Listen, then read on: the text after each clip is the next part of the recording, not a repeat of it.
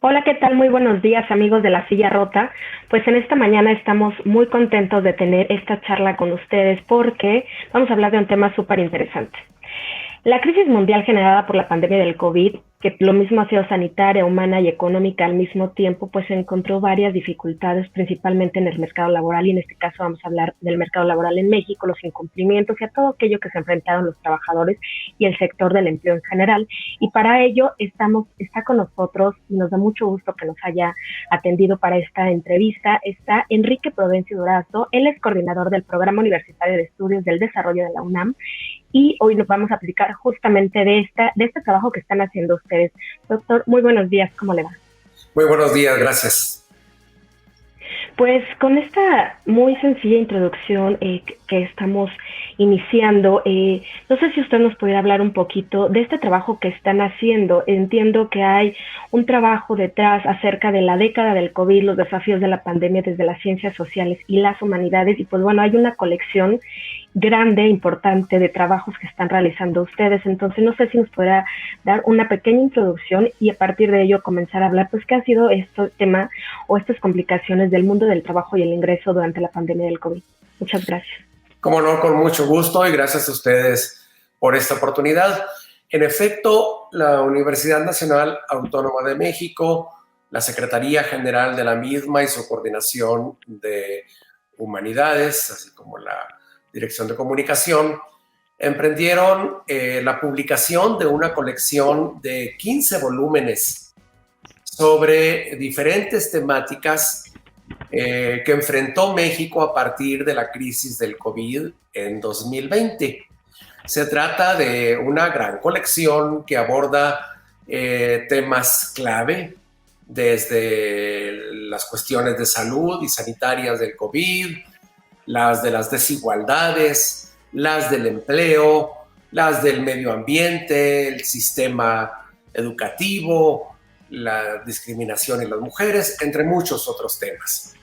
Y el panorama de conjunto que nos pinta esta colección permite no nada más recuperar el diagnóstico de la situación que el país enfrentó en 2020, sino también hablar de los antecedentes de esos problemas hasta antes de esa crisis y sobre todo algunas perspectivas que es necesario tomar en cuenta, por un lado, para prepararnos mejor ante nuevas emergencias, tanto sanitarias como sociales, y también para rediseñar políticas, instituciones, prácticas públicas y sociales, entre otros aspectos, de tal modo que la recuperación que estamos teniendo después de esa crisis nos permita superar grandes problemas estructurales en México.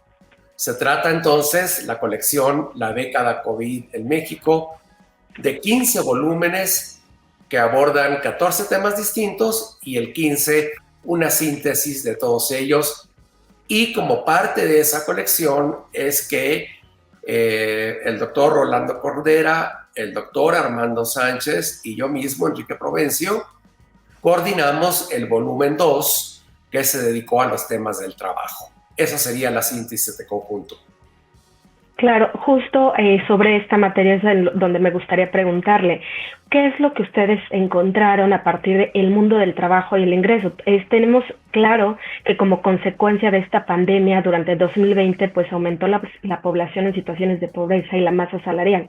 Entonces, no sé si nos pudiera hablar un poco acerca de este trabajo, pero sobre todo específicamente en esta materia. Efectivamente, como consecuencia de la disrupción que se vivió en materia de empleo, en materia de trabajo, los ingresos de la mayor parte de la población se redujeron drásticamente, sobre todo en los trimestres segundo y tercero de 2020. Y una de las consecuencias de esa situación fue el crecimiento de la pobreza multidimensional y el crecimiento de la pobreza por ingresos en México en esos años. Lo que en el volumen se estudia es un conjunto de facetas que estuvieron detrás de la dimensión laboral de esa crisis. Hay una perspectiva de conjunto que aborda Norma Samaniego, pero también se estudian los efectos en la desigualdad regional que tuvo la crisis del empleo en 2020, su impacto sobre las mujeres, algunas implicaciones de orden tecnológico, entre otras las del empleo remoto, el impacto que tuvo sobre la población joven fue muy importante este aspecto y en su momento no se vio tanto. Pero también algunos aspectos de la relación entre la demografía y el trabajo, como también la dimensión de la regulación laboral, de la cuestión sindical y la situación que se vivió en la crisis del COVID, aspectos relacionados con la informalidad y la formalidad del trabajo, la regulación del empleo digno, entre otros temas. Y el panorama permitió ver los impactos de la crisis en estas y otras dimensiones. En general, se trató de un terremoto laboral, puesto que de manera abrupta perdieron su trabajo más de 5 millones de personas que se quedaron sin su actividad laboral. Muchos de ellos se quedaron sin el ingreso salarial, otros mantuvieron el ingreso. Y ese terremoto laboral que se vivió principalmente entre abril y agosto de 2020 significó el cambio más drástico en materia de empleo que habíamos vivido en cualquier crisis de México. Luego ya la recuperación fue distinta, pero en su momento el impacto que vivimos en el periodo más intenso de la suspensión de actividades en la pandemia fue el más fuerte que se hubiera visto en crisis comparadas con la de 1995 o la de 2008-2009, entre otras. En pocas palabras, esta es una especie de síntesis de lo que trata este volumen. Doctor, de alguna manera la crisis sanitaria ventiló todas las fallas y todas las fallas estructurales que había en el mercado laboral en México en materia de regulación. Ahora, a 3 años de distancia, ¿qué es lo que se ha visto? ¿Qué aprendizaje hubo? O sobre todo, ¿cómo ha mejorado la situación? Bueno, muy importante porque la recuperación empezó y empezó incluso desde fines de 2020, por fortuna. Y posteriormente, durante 2021-2022, la reactivación económica permitió que se reabsorbiera el empleo, no en su totalidad, pero en su mayor parte sí. Y 2 años después de que empezó la crisis del COVID, ya se estaba empezando a recuperar el nivel de empleo que se tenía en el primer trimestre de 2020. No en todos los aspectos. De hecho, en varios aspectos, la recuperación de la situación previa al COVID fue apenas hasta fines del 2022 y principios de 2023. Pero sí ha habido una recuperación relativamente rápida de los niveles de empleo y de las condiciones de trabajo en comparación con otras crisis económicas que se vivieron en México. Está claro que esta fue una crisis distinta, fue una imbricación de una crisis sanitaria y luego de una crisis económica, y no se destruyeron tantas capacidades productivas como en otras ocasiones. Eso ha permitido que el nivel de empleo se recuperara aproximadamente entre 2 años y 2 años y medio. Ese es un aspecto muy importante. Pero igualmente importante es el hecho que esa interrupción tan drástica que se vivió en 2020 rompió una tendencia de mejora del empleo de la cual todavía no nos hemos recuperado. Es decir, si comparamos la situación actual con la situación que hubiéramos tenido de haberse mantenido la tendencia que llevábamos hasta 2019, México todavía está en camino de recuperarse en términos de empleo. Eso es lógico porque a pesar de la gran mortandad que hubo en 2020 y 2021, siguió creciendo la población económicamente activa y por tanto generamos una brecha de la que todavía estamos por recuperarnos. Ahora bien, sí, díganme. No, continúa, por favor. No, ahora bien, hay que decir que hay una diferencia muy importante respecto a otras crisis, porque en esta crisis no cayó tanto el nivel de ingreso de las personas que seguían trabajando. Por ejemplo, el salario mínimo se mantuvo en recuperación en 2020, incluso en el año de la crisis, e igual 21, 22, 23.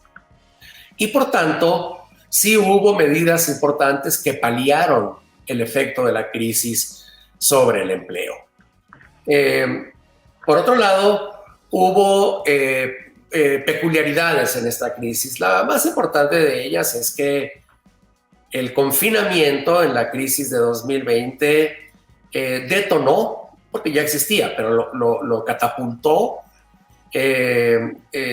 catapultó el trabajo remoto, el trabajo a distancia.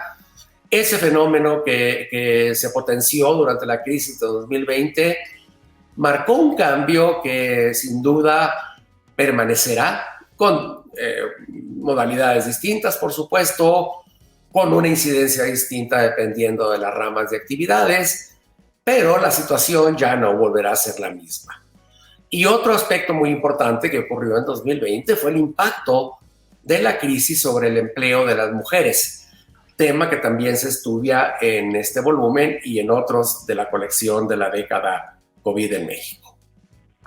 Gracias. Estamos platicando, nada más para recordarle a nuestros amigos de La Silla Rota, estamos platicando con Enrique Provencio Durazo, él es coordinador del Programa Universitario de Estudios del Desarrollo de la UNAM en el mundo del trabajo y el ingreso.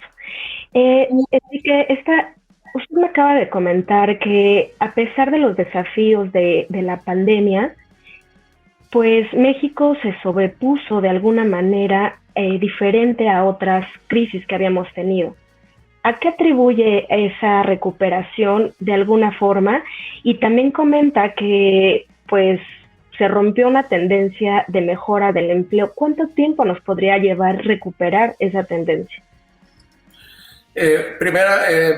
Sobre el primer aspecto, una diferencia en cuanto a empleo de la crisis de 2020-21 respecto a otras fue que como no se trató de una crisis financiera propiamente dicha, como no hubo una destrucción de capacidades productivas, puesto que el confinamiento fue obligado por razones sanitarias, entonces fue relativamente más sencilla la reabsorción de trabajo porque las fuentes de empleo en su mayoría no se perdieron.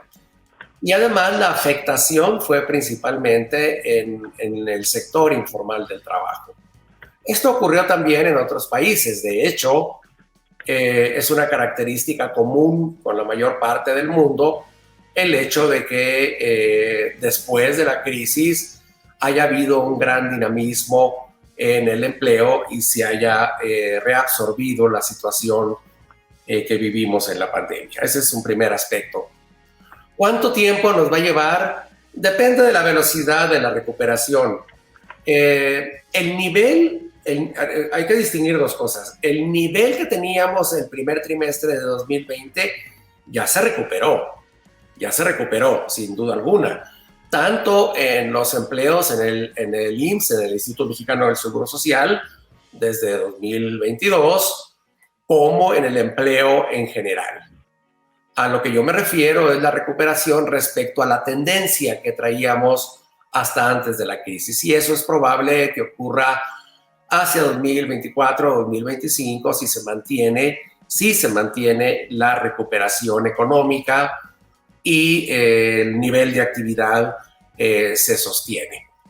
Ese es un aspecto muy importante. Pero por otro lado, también hay que considerar que también volvimos a los viejos rasgos del empleo en México. En particular, ya regresamos a la situación en la relación entre el empleo informal y el empleo formal.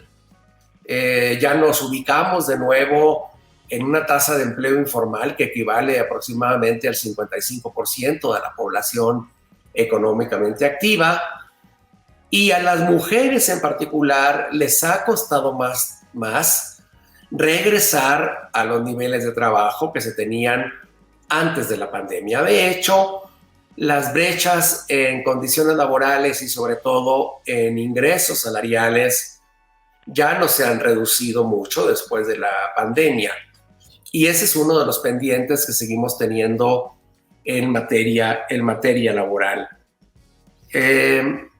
También hay un hecho que me gustaría destacar. En la pandemia, en aquellos meses de confinamiento, hablamos mucho en la sociedad sobre la necesidad de proteger a las personas que estaban llevando a cabo las tareas esenciales. Recordemos aquel asunto, el personal médico, enfermeras, de paramédicos, médicos, pero también el personal de electricidad, en los sistemas de agua potable y drenaje, en los servicios de limpia, en la seguridad pública. Todas esas personas siguieron laborando en condiciones de mucha exposición y riesgo, porque pues estábamos cuidándonos mucho de los contagios. Entonces hablábamos de lo importante que era valorar el trabajo en todas sus categorías y fundamentalmente el de los sectores tan mal pagados de algunas actividades esenciales. Bueno, hay que recuperar ese ánimo y pensar en las condiciones de trabajo digno que necesitamos lograr para todas las personas trabajadoras en México. Y si bien ha habido algunas mejoras muy importantes, ya mencioné la del salario mínimo, me falta mencionar el de la justicia laboral. Hay mejores condiciones ahora para las personas que trabajan en las casas, el trabajo doméstico, pero nos falta acelerar el paso para lograr condiciones de mayor dignidad en el empleo. Y en el libro planteamos que esa es una de las tareas pendientes y que requiere un acuerdo social, un pacto social para la mejora del trabajo. Ese es uno de los planteamientos que enfatizamos mucho en el libro. ¿Cómo debe ser ese pacto social rumbo a esa mejora que usted me acaba de comentar? Bueno, debe incluir varios aspectos. Lograr que las personas que trabajan en condiciones de informalidad puedan incorporarse a los sistemas de seguridad social, a la disposición de fondos para el retiro y en lo posible puedan hacerlo en condiciones de contratación digna. Estoy hablando del empleo informal subordinado, con horarios de trabajo adecuados y sobre todo con ingresos salariales que cumplan con los requisitos de suficiencia y continuidad que establece la legislación. Esos 5 grandes aspectos, seguridad social, fondos de retiro, pensiones, contratación, horarios de trabajo y por supuesto niveles de ingreso, son el corazón de un acuerdo laboral que en primera etapa debe alcanzar a todas aquellas personas que trabajan de manera subordinada, pero que no cumplen con esas condiciones. Y segundo, poner la mayor atención en que las mujeres tengan igualdad de circunstancias de trabajo, de condiciones laborales, de ingresos que los hombres. Esos dos grandes aspectos son esenciales para un acuerdo laboral que nos permita avanzar en el marco del trabajo digno en la sociedad mexicana. Y en tercer lugar está todo el aspecto del trabajo de los autoempleados.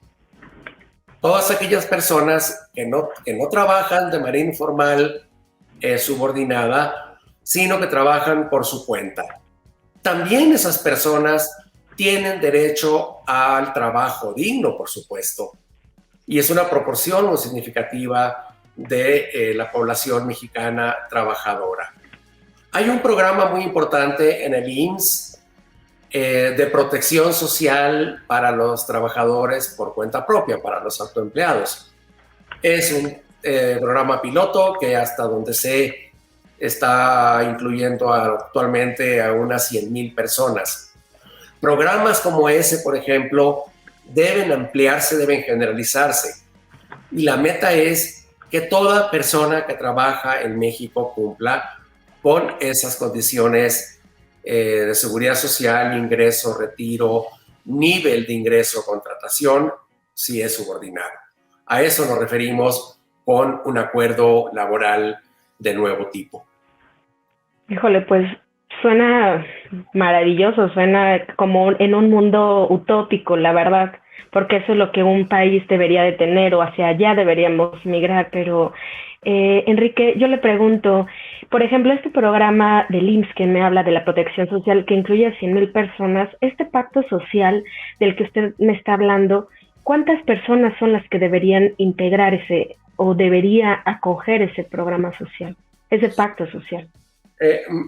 Mire usted, siendo que la población en el trabajo informal en México es más del 50% de la población, de hecho ronda el 55%, en realidad estamos hablando de que la mayoría de la población trabajadora mexicana está fuera del sector formal y estamos hablando de más de 25 millones de personas. Claro que no todas van a encontrar una solución a través de programas como el que menciono del Instituto Mexicano del Seguro Social. Pero lo que sí es un hecho y debemos tener claro es que la mayor parte de la población trabajadora en México no cumple con el estándar del trabajo decente y del trabajo digno, como le llama la Organización Internacional del Trabajo, tema que también se aborda en el libro y que trata el doctor Clemente Ruiz Durán, por cierto. Estamos hablando entonces de un universo de población muy grande que hay que atender. Ningún país del mundo tiene al 100% de su población trabajadora en condiciones de formalidad, pero sí es una aspiración posible lograr entre 15, que la población en informalidad se reduzca drásticamente del 55% de la población a menos del 20% de la población. Y aún así a ese restante hay que buscarle formas de apoyo para que vivan en condiciones más decentes desde el punto de vista laboral.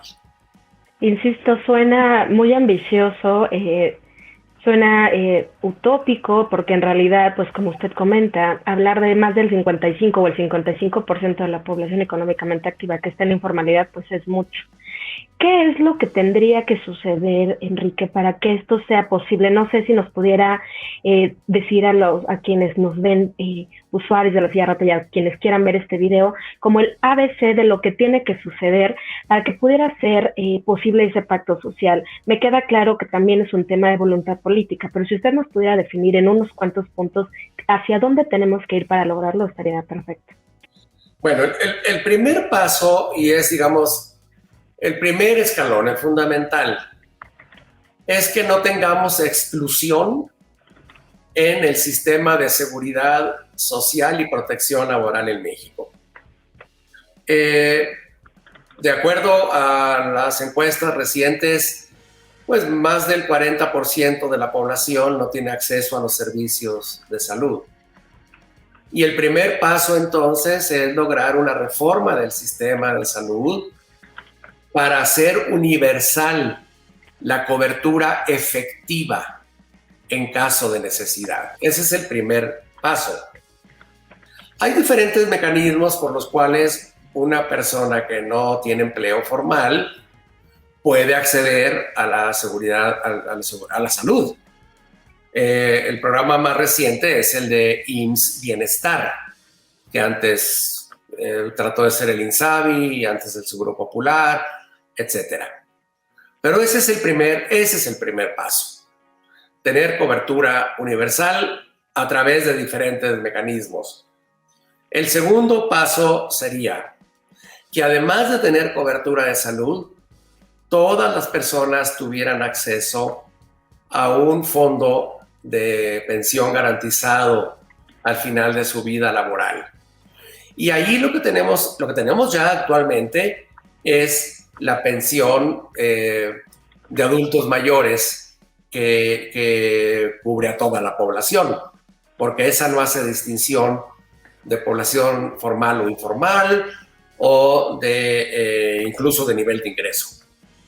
Pero para la población más pobre, esa pensión de adultos mayores, aunque es un alivio, no es suficiente ni le garantiza un ingreso decente al final de su vida laboral. Ese sería el segundo aspecto. Y el tercer paso implicaría, lo enfatizo mucho, que toda la población tenga derechos iguales y que por tanto la igualdad de mujeres y hombres en materia de trabajo sea realmente efectiva. Y si no lo es, que se les compense a través de servicios en un sistema de cuidados que le permita a las mujeres aprovechar el tiempo que ellas quieran para laborar profesionalmente o en el mercado de trabajo, pues. Y entonces esos tres aspectos me parece que serían los fundamentales. Es posible. No es un problema de que se absorban demasiados recursos económicos. Es un tema de avance en uno de los aspectos donde todavía tenemos más rezagos. Les repito, es factible. Hay que hacerlo progresivamente, pero y cuesta más trabajo en unos estados de la República que en otros, porque es más difícil hacerlo en las actividades agropecuarias, por ejemplo, que en las actividades de servicios, entre otras, pero creemos que es factible. Y de cara a la transición ya de la administración, ya estamos a la vuelta de la esquina. ¿Es un desafío? ¿Es una ventana de oportunidad?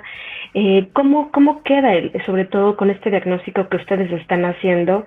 Pues viene un cambio importante de administración. Hay muchos desafíos. En efecto, es un desafío, pero lo vería en diversas direcciones. La primera es, y creo que es el desafío más importante, tomar en cuenta con mayor seriedad como país que en las próximas décadas, de hecho ya está ocurriendo en esta década y desde antes, pero se va a acelerar, hay riesgos en algunas actividades laborales por el cambio tecnológico que van a necesitar políticas muy intensas. Las necesitan en la actualidad, de hecho. Políticas muy intensas para prepararnos de tal modo que el cambio tecnológico no cause mayores daños en el mercado laboral y que los trabajadores que se van a ver afectados puedan migrar a otras actividades con capacitación suficiente, apoyos financieros, entre otros aspectos. Ese es uno de los elementos que creo deberíamos poner en el centro del debate en 2023, 2024, para contar con una política laboral que se anticipe por un lado y atienda las contingencias derivadas del cambio tecnológico en muchas ramas de actividades, no solo en la industria, también en los servicios e incluso en el sector primario. Ese es un primer aspecto. Segundo, 2024-2025 nos van a encontrar con una política de atención a la salud que perdió 3 años con el INSABI y que apenas está intentando un nuevo enfoque con el programa INS Bienestar, pero que va a enfrentar un gran reto para ofrecer servicios de salud de calidad a la población del sector informal que hoy no tiene acceso a los sistemas de seguridad social. Esto no solamente va a requerir más inversión y gasto público para atender efectivamente a esa población, va a requerir también un cambio muy importante en la relación con los sindicatos y con la reforma institucional, no nada más del IMSS, también del ISSSTE y en general del sistema de salud. Esos dos aspectos. Y tercero, a pesar de que la recuperación del ingreso en la crisis del COVID ha sido efectiva, es decir, lentamente, pero se están recuperando los ingresos de la población, todavía en México hay aproximadamente un 37% de trabajadores en pobreza laboral, de acuerdo a lo que nos dicen los datos del Coneval. Y por tanto, en materia de ingreso, todavía hay un largo camino por delante para abatir la pobreza laboral, logrando que los ingresos de la población trabajadora sean suficientes para cubrir el costo de la canasta básica que es necesaria para salir de la pobreza en general y de la pobreza extrema, por supuesto. Esas son 3 rutas que yo destacaría en el debate en la transición 2024-2025. Pues la ruta parece larga, parece compleja, sin embargo, pues bueno, están ahí los resultados de este trabajo de investigación que hace todo un equipo de profesionales. Enrique, a manera de conclusión, ¿hay algo más que quisiera compartir con nuestros usuarios de la silla rota, nuestros lectores y ahora pues los televidentes? Claro que sí.